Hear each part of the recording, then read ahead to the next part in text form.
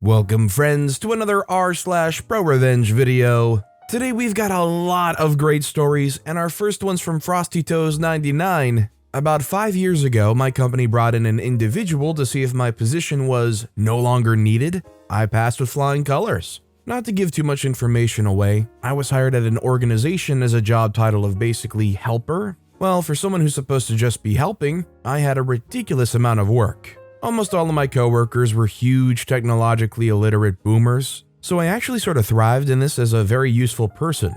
For example, one guy would spend half his day copying items and passing them into another program we use. He didn't even Control-C, Control-V, he would right-click, then copy, then go into the Files menu or something and insert copy item from clipboard. He was so proud of himself when he showed me because, don't worry, you won't have to retype everything. I wrote a program to automatically do this, but didn't tell him, so I would just run it occasionally as part of my responsibilities. Anyway, I did a lot of stuff like this. I'd estimate I saved about 15 hours of work every day, on top of the 8.5 hours I did too. But then insert Sergeant Freak face. This wasn't the military, but I just like to call him that. We're having a team meeting when he shows up. White hair, combed okay-ish, a scrunched face, glasses. He just showed up one day and took notes during our morning meeting.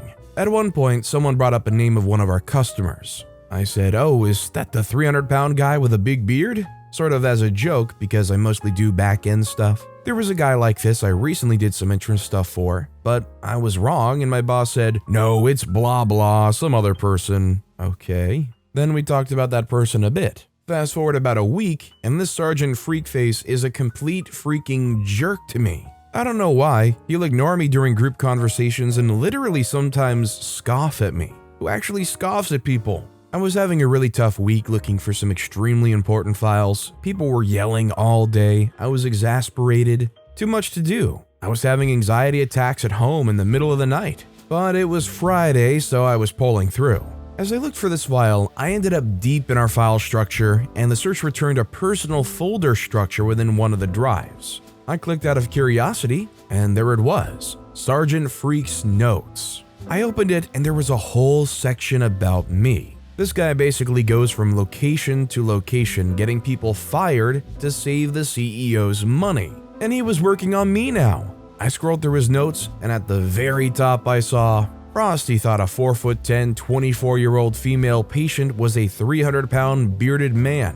Clearly atrocious attention to detail. That's just one example of how completely messed up his comments were. So in combination with my job, which I generally liked and enjoyed helping people, knowing I wasn't getting paid enough for my effort, this horrible week I had, and Sergeant Freak's comments, I said screw this. I set up 3 email configurations. One to my boss, letting him know I'll be taking 2 weeks vacation time to be sent at 10 p.m. tonight. 2 to the company, letting them know I won't be present for 2 weeks, so whatever work they currently need me to do, they'll need to do themselves, to be sent at Monday morning at 4 a.m. 3, for any emails that came in, I set an auto response that said, I will be out for an unknown amount of time. For any routine, emergency, or even occasional items, it's imperative you reach out to Sergeant Freak at so-and-so for assistance. Then, I turned off every automated task I'd ever set up. Then I swung by Sergeant Freak's temporary office and said, I think I found a way to make your job easier. He didn't even really turn his head to look at me, but just raised one eyebrow. Then I left. I actually got multiple calls on Monday morning I didn't answer. It didn't last long apparently, but I stayed strong and didn't respond to anything. On a Wednesday, I had a little anxiety about it, but I stayed as strong as I could. I thought about the tasks that needed a 2-day turnaround. There's no way some of the guys were keeping up with their normal duties. Guaranteed at least 2 people were no longer doing their normal jobs just to keep up with my automated tasks. I got a long email to my personal account, I guess for my resume or when I interviewed, from my boss on Thursday night of the first week. It went something like this. OP, I know you're a smart person and probably figured out what the company had us doing. I would say it's very important you call me, but that probably isn't going to work, I see. I've talked with Sergeant Freak's boss, and he'll be leaving our location. I explained our progress meetings seem to be going in the wrong direction, and that you are one of our most valuable employees here. I'm sure you're probably looking at other jobs at this point, or maybe you've even started one. I hope not. If you could please reach back to me, I would like to offer you a raise. It's become very apparent how useful you are around here. I hear about it every day, believe me. So I came back on Monday with a $10,000 raise and Sergeant Freak out of my face. My boss apologized again in person and said he didn't get a say in it. I think it's a little weird he could have a say after I left, but not before, but I sort of get it. OP honestly had a real luxury in the situation where they actually knew how important and critical they are, and Sergeant Freak made an error in judgment choosing OP to be the next one to oust from the company, not realizing they chose the most advanced worker of their whole group. If you discovered you were in a situation like OP was, where they were literally trying to get you kicked out from the company, would it take you a hefty raise as well to come back? Or would Sergeant Freak getting transferred away be enough? Let me know about you guys in the comments down below. Our next story is from Deeper Sea 1969. This just in.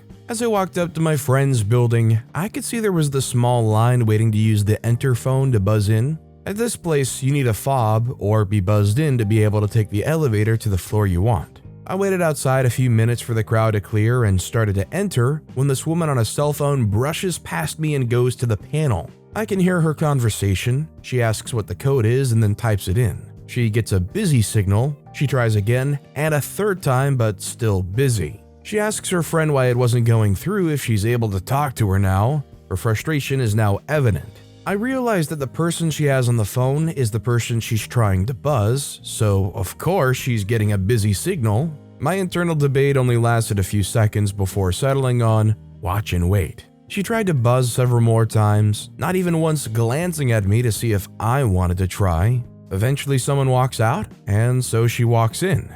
I buzz my friend and then walk to the elevators where I find the woman's waiting. The elevator arrives and we get on. She presses a floor button but doesn't notice it doesn't light up. I press my floor and we start up. As we pass the floor she wants, she realizes it's not lit, and my floor is about 20 above the one she wanted. She asks, no, demands that I buzz her to the other floor, but I say I'm just a visitor too. She's talking mostly to herself about whether to get out and take the stairs or go back to the ground floor. So she gets off with me and tries to call her friend, but it's busy. As I'm walking to my friend's door, I see her go into the stairwell, and I'm wondering to myself again, should I have told her that all the floor doors are all locked, and the only way to get out is by key or walking down to the ground? My internal debate settled on no. I guess the one thing I gotta say is, at least going down the stairs isn't as bad as going up them, right? Like, at least they didn't climb up all those stairs just to find out that the door is locked. It's definitely easier getting down them, especially if you trip. Then you don't have to expend any effort and you just roll down. By the way, if you're enjoying these stories, make sure to hit those like and subscribe buttons down below so that you never miss any of my daily videos. Every single video has great stories in it, like our next one from Coulda Shoulda Woulda, Be Kind to Your Customers. I thought of this today because a friend of mine is fighting a losing battle with the big C. Long ago, before my wife and kids came along, I spent my weekends drag racing. Eventually, I was competing in Outlaw 10.5 and bracket classes throughout the southeast of the USA. Like a lot of competitive sports, you find a connection with your competition. I was facing Tommy, not his real name, in the finals one weekend at a 1/8 mile track, but I had a problem with a part inside the transmission and wasn't going to be able to run. He heard this and came to our tent, asked what part we needed, and returned a few minutes later with a spare for his car. I still lost, but from then on, we became close friends. A couple years later, the Sunday morning after another event, we decided to stop at a small local restaurant before we part ways. We pull into the lot, me with Florida plates, him with Tennessee plates, and head inside. After we ordered, we noticed the locals were staring at us. A lot of whispering and finger pointing towards our trucks in the lot. The food was good, so we ordered some dessert, and this is where it started going wrong. I was surprised to see pumpkin pie on the menu in summer, so I had to have it. When it arrived, the pie was warm and served with vanilla ice cream. I'd never seen it served that way before and asked the waitress about the pie. She immediately starts with a loud diatribe of, all the pies here are made each day, there's nothing wrong with it. You just don't know what real pie is. So why don't you finish your pie and get the freak out of here before you have something to really complain about? She promptly drops the check on the table, and several locals are laughing or clapping. I'm a big guy, but I'm not fighting a restaurant full of rejects straight from the set of Deliverance. I reach for the bill, but Tommy says, "I've got it." He pulls out a money clip full of $100 bills, handed one to the waitress, and waited patiently for the change. Here's the petty revenge. Tommy is absurdly wealthy. He has a massive house, a huge workshop full of supercars, and a private jet. Yeah, that wealthy. He grew up poor, worked his butt off, and got lucky with some small business ventures. He owns a large portion of the town he lives in, and is probably one of the finest humans I know. Every single time we've been out to eat, he drops a tip that would and has made any server cry. He takes great joy in seeing that look on someone's face, hoping that it changes their life for the better. We walk outside in complete disbelief. You always hear about rednecks in small towns disliking strangers, but I'd never really seen it before. Tommy turns to me and says, "Talk about bad timing. That entire money clip was her tip. I'll just give it to charity in Tennessee." It had to be at least $1,000.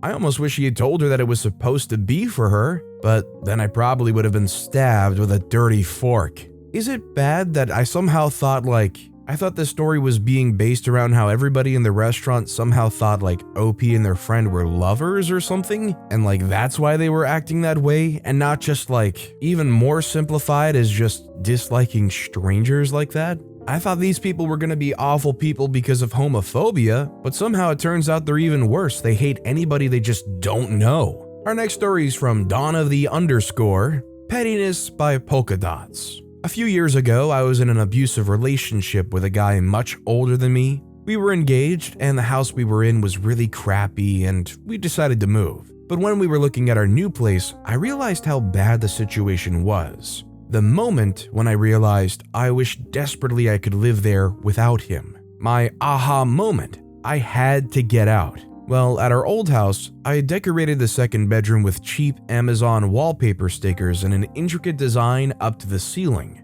They were on every wall, high and low, at least 70 or more of them. Well, I decided to leave him on moving day, so while he was at work, my sister came with a U-Haul and helped me get out, leaving behind all 70-something polka dots solidly cemented to the walls on the final day before we had to be completely out. The best thing that came from that crap show of a relationship, the sweet, sweet feeling I get deep inside my salty witch soul when I think of him cursing to every higher power, chipping away at the polka dot wall stickers, stressed as freak, well into the early hours of the morning, and I live happily ever after in my own apartment near my family home. The end. Well, I'm certainly glad that OP was able to get out of that situation. And not only am I glad that they were able to get out, I'm glad they were able to leave something behind that kind of helped them feel a little bit better about the situation. This next story is written by Jen Strayton. Do you like to bite people? Well, not yet. Context: I, 24-year-old female, have a brother, 20-year-old male, who, when he was about 5 years old, was going through a phase of biting everyone, classmates, teachers, and obviously me. My mother had tried to stop him and even told his teacher that if he bit any child, let the child bite him. End of context. Well, even with all that, it wasn't possible for my brother to stop biting anyone. Until one day, he went from biting my arm to biting my butt. I accused him to my mom, but he only minimized the matter until one day he was playing in the sofa while I was watching television. And I leaned over and he took the opportunity to bite my butt. But he put his mouth in the middle of my cheeks, and it quickly occurred to me to let go of a toot that completely entered his mouth. The good thing about all that is that he stopped biting the people. I would definitely say that their behavior had definitely escalated to a major degree, and frankly, as gross as it is, they kind of deserve that, and I'm glad that it was a good teaching tool for them to realize, hey, maybe you should stop biting people, especially on the butt.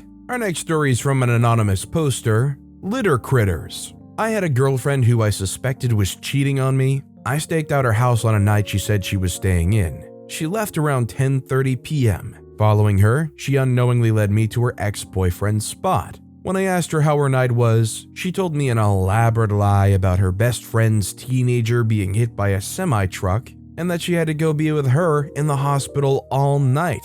This was an unprovoked lie. It was gross. The next night, I took a bag of cat crap from the litter box and molded it under her car door handles. It was gross. She wore long acrylic nails and could never be bothered. My desperate search to confirm her BS came up short. She was a liar, so the litter critters gathered to keep her company. Would you guys blame OP for what they did? Like, is that just too gross? Should they just leave in that situation? Or is putting some cat poop under their door handles kind of warranted for a jerk who will so brazenly lie to you like that? Let me know what you guys think in the comments down below. Our next story is from Andor02, Petty Revenge on an eBay Scammer. So the story starts at the beginning of the pandemic, when the price of PC components had gone through the roof. I was in the process of building a PC I'd been saving toward for months. Finally got to buying a secondhand graphics card on eBay. A big mistake. The seller had good feedback, a dozen or so selling items, and I got a tracking number the next day.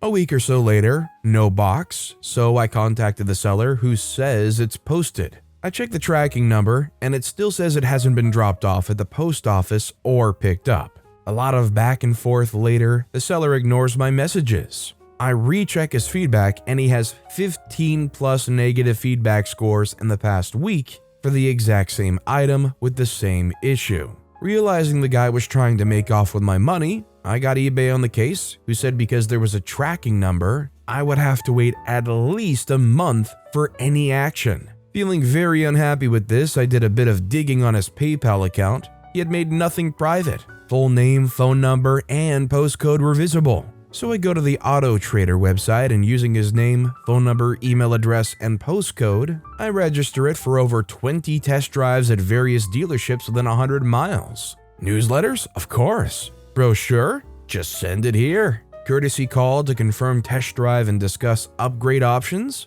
Why not? I do this every day for over a week. Never heard from him again, but I did get the money back eventually, and his account was banned. I do wish I could hear his phone ring for the 50th time in a week, telling him about the latest Skoda Octavia deal.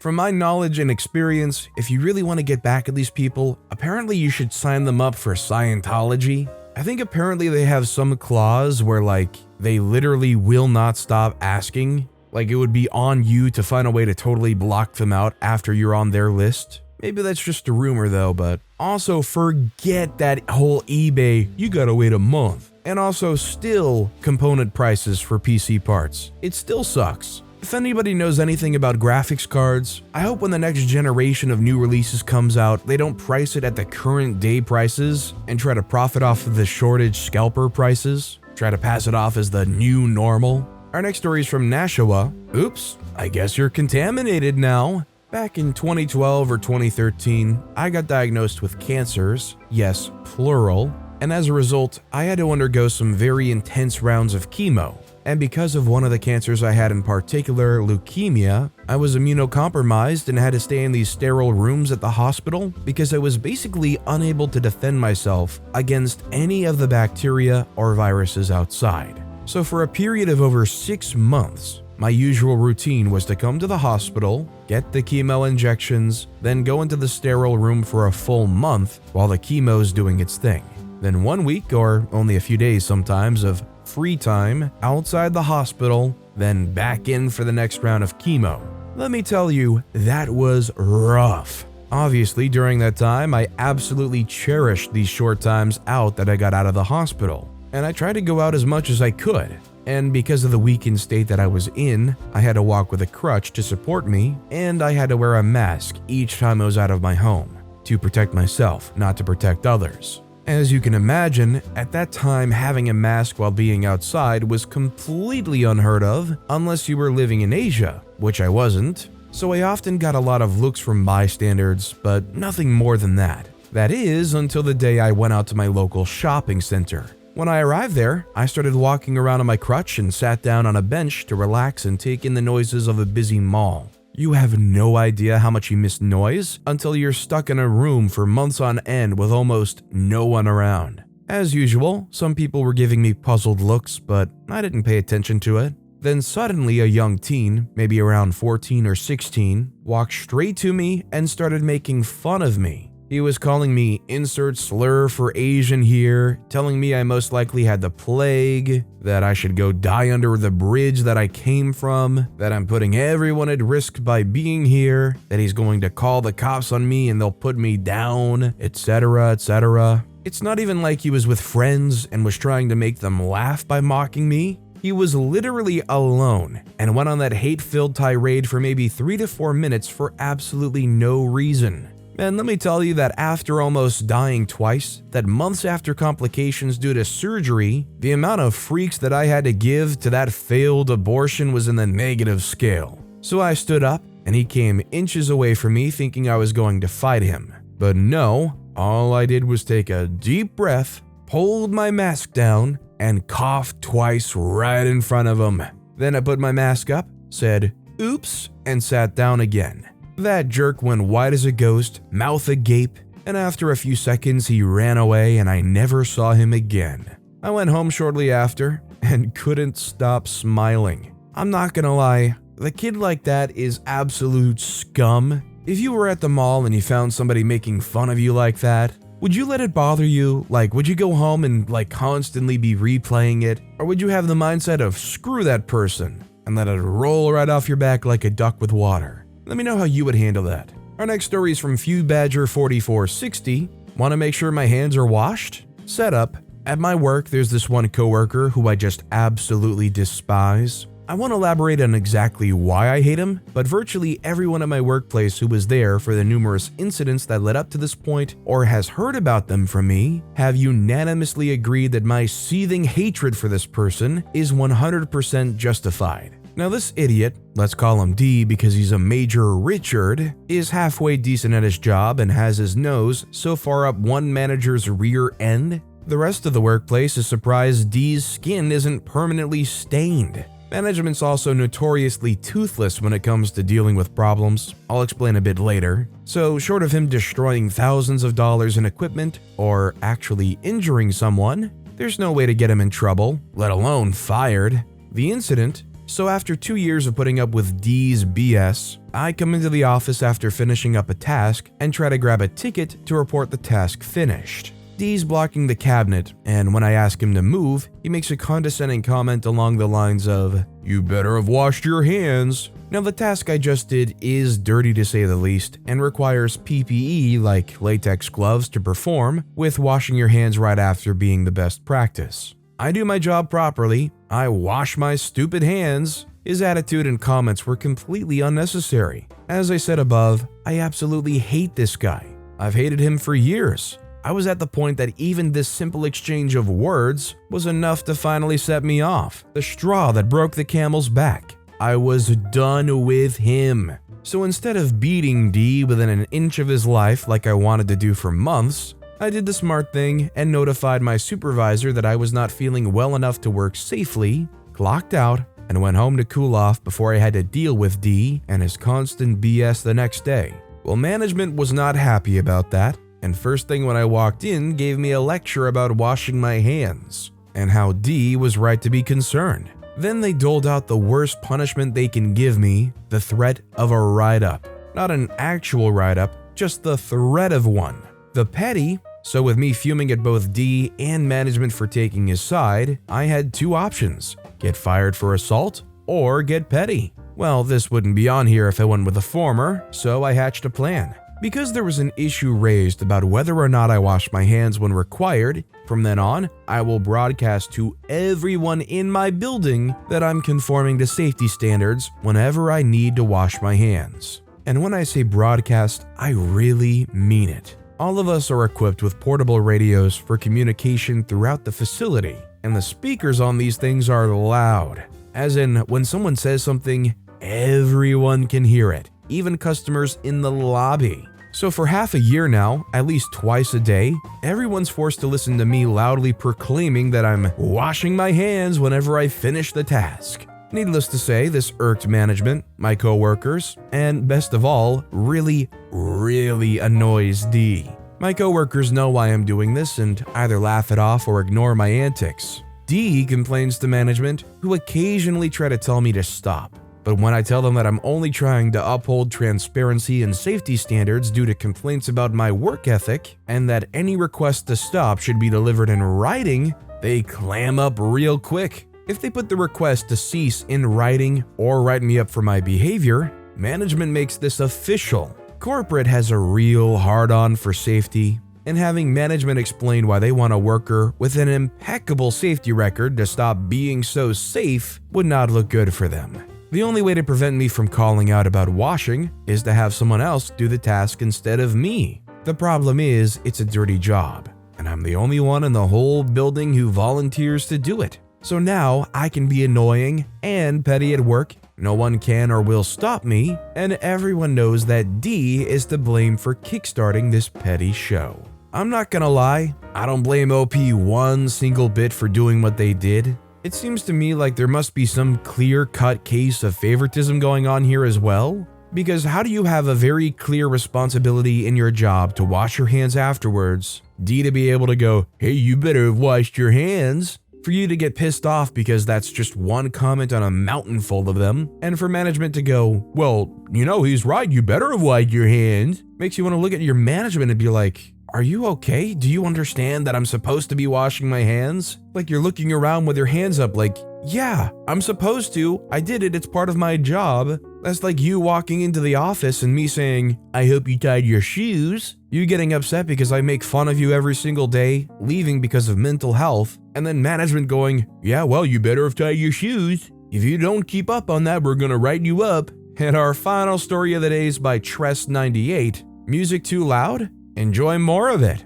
I wasn't the one who took revenge, but I had a front row seat. Here we go. I was playing a small gig with my band at a birthday party on Sunday. Think 15 people in the audience. We played outside in a small garden, so we didn't turn our amplifiers too high. Almost as soon as we started, some of the neighbors came out and over to join the party, so I guess we were quite good. We played for over an hour, mostly rock, from 4 p.m. to just after 5 p.m., and it was really great. Well, after we just finished our last song, another neighbor came and complained about the music. There was a small screaming match between that neighbor and the homeowner, in which the homeowner said that the concert had even been registered at the police, so the angry neighbor couldn't do much. However, as I said, we had just finished our last song, and I guess to avoid giving that angry neighbor the feeling of victory,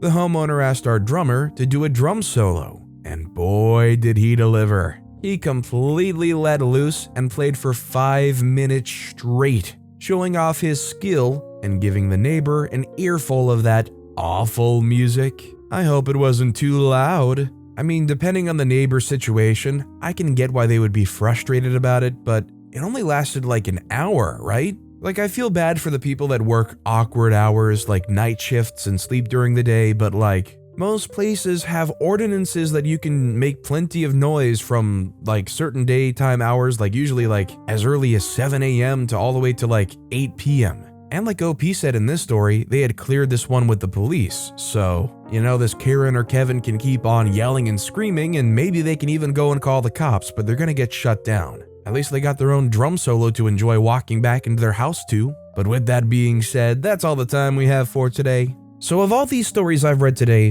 which is your favorite and why? Let me know in the comments down below. And if you haven't yet, if you could like and subscribe, that would mean a lot to me. Whatever you do, whether it's liking, subscribing, turning notifications on, all of it helps grow this channel, and I appreciate the heck out of it. So until next time, I'll see you all tomorrow with some more stories.